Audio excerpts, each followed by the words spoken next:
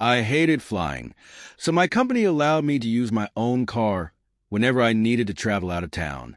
They paid for my mileage, and everything sort of balanced out, except that I had to drive myself. My wife, Karen, on the other hand, hated driving. We both turned 50 this year, and we're still working.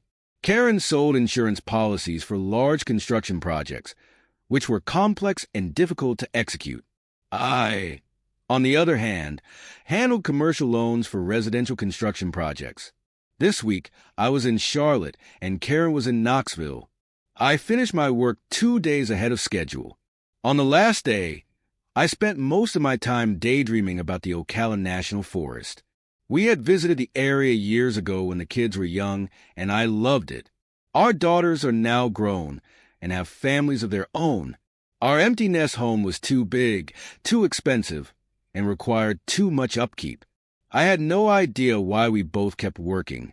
I was starting to hate my job.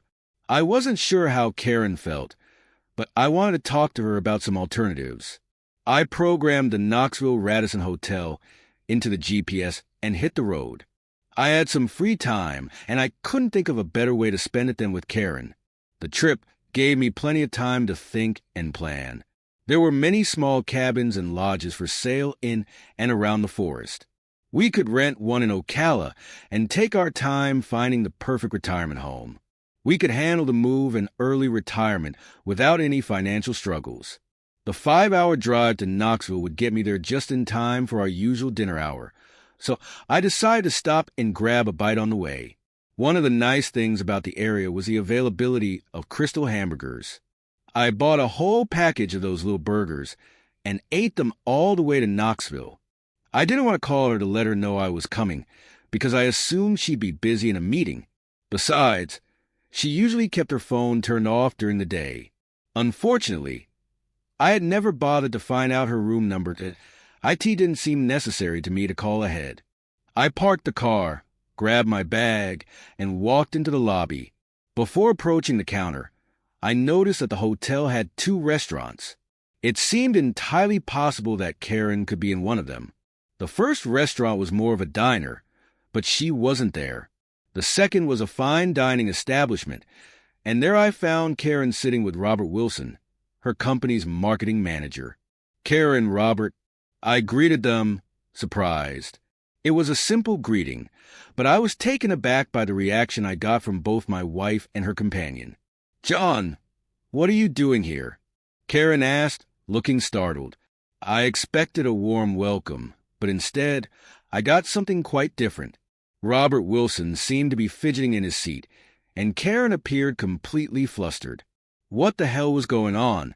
I finished work early, so I thought I'd drop by, spend some time with you, and we could drive home together, I explained, trying to make sense of the situation.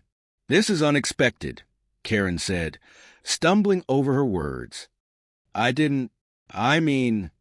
She trailed off, unable to finish her sentence. Finally, Wilson spoke up, his tone slightly uneasy. "John, we've already placed the order," he said. As if trying to avert the awkwardness, they brought me a nice medium sirloin. "Why don't you take it, and I'll leave you two to enjoy your meal." "I'll grab something at the diner," Robert suggested. "I've already eaten," Karen replied. "You stay here and relax. I'll go clean up and join you for a drink later." "No, John, I insist," Wilson interrupted. "I have some work to finish up before the meeting tomorrow. You stay and enjoy your meal." Wilson was visibly nervous, and Karen was as pale as a ghost. He started to get up, but I put my hand on his shoulder. "Sit down, Robert. Karen, give me the key to the room. I'll be back in 30 minutes. I held out my hand, waiting for the room key card. Karen looked at Wilson, then back at me. "John, there's no need to rush," she said.